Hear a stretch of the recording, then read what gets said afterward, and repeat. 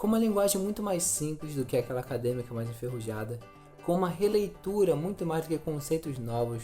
Roberto da Mata pode ser um autor muito importante para a compreensão do Brasil atual. Esse autor que traz ali mais embaixo, aqui nas camadas mais regionais, uma reinterpretação do nosso cotidiano do Brasil, falando sobre os lugares, sobre o cotidiano, sobre o folclore, sobre a cultura em geral, sobre comida.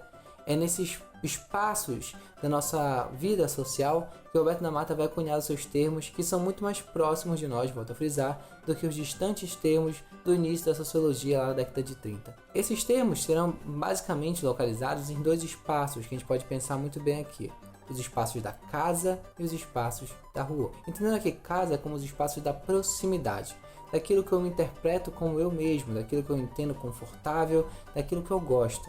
E rua como o espaço do desconhecido, do distante, daquilo que eu não entendo muito bem. E aí que no espaço da casa eu tenho uma pessoa com quem eu lido. Já no espaço da rua eu tenho um indivíduo, uma incógnita, o desconhecido. Toda vez que eu entendo o espaço da casa, eu não posso entender ele como um espaço geograficamente delimitado, afinal ele nunca vai ser isso. Não é a minha casa, não é a sua casa, também não é a casa dos nossos parentes. Casa é todo e qualquer espaço em que eu, sem delimitação geográfica, me sinta confortável, que eu tenha ali a presença de pessoas que eu conheço, que eu me sinta bem. Então, se eu me sinto bem, confortável, se eu sinto confiança, se eu tenho relações interpessoais, aquilo é a minha casa. Agora, se eu tenho um lugar em que eu sou mais uma pessoa no meio da rua, se eu estou distante, ali eu sou um indivíduo, ali eu sou um cidadão qualquer. A luta do brasileiro, na visão desse autor, Roberto da Mata, é que o brasileiro luta para que cada espaço do seu cotidiano seja a casa e não o espaço da rua, já que o espaço da rua é desagradável, é um espaço do desconhecido, é um espaço que nós nunca vamos querer estar, simplesmente porque na rua eu sou mais um, eu estou suscetível a todas as regras que a sociedade tem para qualquer um, e o brasileiro não quer ser qualquer um, ele quer ser especial.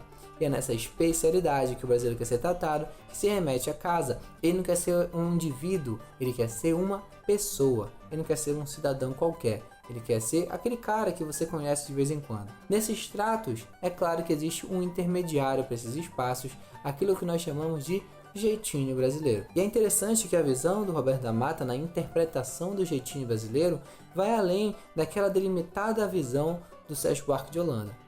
Aqui ele vai entender o jeitinho brasileiro não como uma espécie de apelo brasileiro à corrupção, como se o brasileiro fosse devotado a quebrar regras, tivesse um pulso a não cumprir aquilo que é certo. Simplesmente o jeitinho brasileiro vai ser visto de uma ótica de interpretação pura da realidade. O brasileiro olha a realidade friamente calculada e percebe que existem leis incoerentes a tal ponto dele não conseguir cumprir algumas, porque não faz sentido lógico algum. E aí, diante dessas leis que, paz, meus senhores, nós não conseguimos cumprir, o brasileiro se sente então numa dicotomia, num problema dual, num paradoxo até. A ideia de que, por um lado, ele quer cumprir as regras, do outro ele não tem como, ele não vê possibilidade. E aí, ele vem pela terceira via e usa o seu jeitinho brasileiro. Ele vai tentar forçar as cores para poder se dar bem. Então, o jeitinho brasileiro não é algo positivo simplesmente ou algo negativo simplesmente.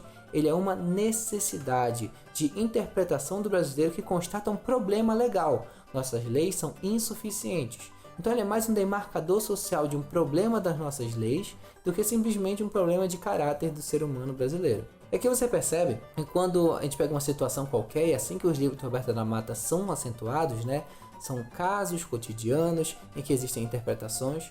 Por exemplo, você vai numa blitz simplesmente e o cara te para e você percebe que você passou um sinal, ele vai te multar. E aí a tua intenção é fazer ele te ajudar. E aí você sabe que se você está descumprindo a lei, o que você vai fazer é um suborno. E os passos para isso, esse suborno que vai ser considerado um jeitinho brasileiro, vão ser o seguinte. No primeiro espaço, você está no espaço da rua, no desconhecido, você é mais um cara qualquer para aquele guarda que vai te multar. Se você não conhece ele, o que você tem que fazer então é procurar achar um espaço em que vocês dois conversem, que vocês falem a mesma língua. E você vai chutar ali time de futebol, religião, política, você procurar algum espaço em que vocês conversem. E a partir dessa conversação, dessa aproximação, você vai entender que você já se tornou uma pessoa para ele. Se é o mesmo time, se é a mesma visão política, se é a mesma religião, e você puxa o papo com ele e fala: meu camarada, a gente não pode dar um jeito nisso não? Então essa interpretação na verdade vem de um problema, porque o brasileiro na teoria está entendendo que as leis de trânsito são quase que absurdas no Brasil, e que existe uma espécie de indústria da multa, que vai acabar fazendo toda hora o cara perder dinheiro. Nós temos pardais mal sinalizados e itens adiante. Quer ver um elemento que é muito mais importante que essa indústria da multa, talvez mais evidente? A burocracia. Esse aspecto central na organização estatal brasileira, a burocracia ela tem muito de empecilho, né, na vida do nosso país. Eu já te disse outras vezes que a democracia ela é parte básica da sociedade. Afinal, uma sociedade não se faz no mundo contemporâneo sem burocracia. Ela é a forma de organização de uma sociedade. O problema é que a burocracia, quando ela vem em excesso, ela, é claro, atrapalha. E o Brasil é um caso típico de burocracia em excesso. Você pode tirar que para você se inscrever em algum curso superior, você tem que levar uma carga de documentação que é renovada no período de 6 a 1 ano e que também vai ser novamente pedida quando você vai retirar o diploma. Que é uma coisa absurda, porque levar todas as vezes os mesmos documentos? Ou quando você vai no cartório que vai ter que levar algum documento para legalização de qualquer tipo de coisa.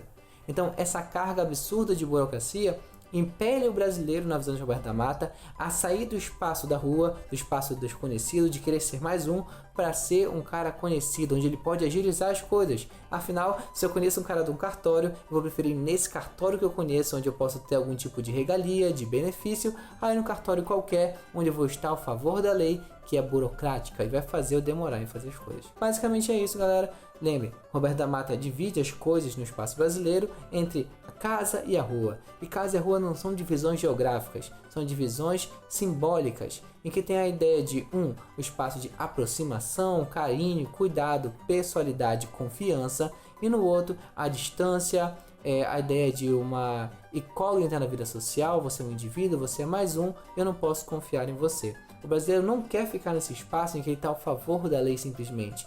E simplesmente vai tentar o tempo todo forçar as relações para se tornar em relações em que ele está no espaço da casa.